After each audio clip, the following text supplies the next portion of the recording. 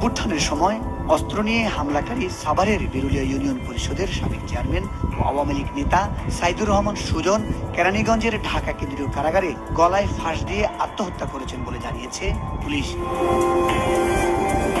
সকাল 11টার দিকে ঢাকা কেন্দ্রীয় কারাগারের সূর্যমুখী ভবনের একটি কক্ষে নিজের গলায় গামছা পেঁচিয়ে ফাঁস দেন সুজন।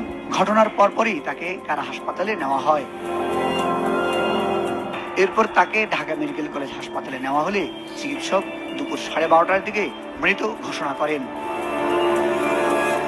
কারা কর্তৃপক্ষ জানায়, বন্দী হিসেবে সুজন সূর্যমুখী ভবনের একটি সাধারণ কক্ষেই ছিলেন। তার ব্যবহৃত গামছা দিয়ে তিনি আত্মহত্যা করেন বলে প্রাথমিকভাবে তারা নিশ্চিত হয়েছেন। কারা মহাপরিদর্শক ব্রিগেডিয়ার জেনারেল সৈয়দ মোহাম্মদ মোতাহের হোসেন বলেন, বন্দী সাইদুর রহমান সুজন ডিটেনশনে সূর্যমুখী ভবনের একটি কক্ষে ছিলেন। সকালে তিনি নাস্তাও করেছেন। ওই কক্ষে 3 জন বন্দী, একজন আদালতে গিয়েছেন, অপরজন ঘুমিয়েছিলেন। এই সুযোগে সুজন নিজের গামছা পেঁচিয়ে জানালার সঙ্গে গলায় ফাঁস দেন।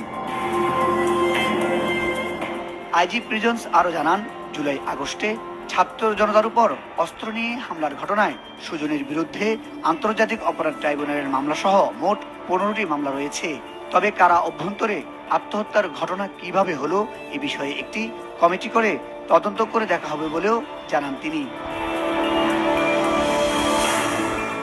ছাত্র জনতার অভ্যুত্থানের চলাকালে আওয়ামী লীগ নেতা ও সাবেক ইউপি চেয়ারম্যান সাইদুর রহমান সুজনকে প্রকাশ্যে আন্দোলনকারীদের উপর গুলি ছুড়তে দেখা যায়। এছাড়াও এলাকায় জমি দখল সহ আধিপত্য বিস্তারের ঘটনায় তার বিরুদ্ধে জুলাই বিপ্লবের আগে থেকেই একাধিক অভিযোগ পাওয়া যায়। 5 আগস্ট আওয়ামী লীগ সরকারের পতনের পর সুজন আত্মগোপনে চলে যান। তবে জানুয়ারির 3য় সপ্তাহে রাজধানীর উত্তরার একটি ফ্ল্যাটে অভিযান চালিয়ে ঢাকা মেট্রোপলিটন পুলিশের গোয়েন্দা বিভাগের একটি দল তাকে গ্রেপ্তার করেন। এরপর থেকে তিনি কারাবন্দী ছিলেন।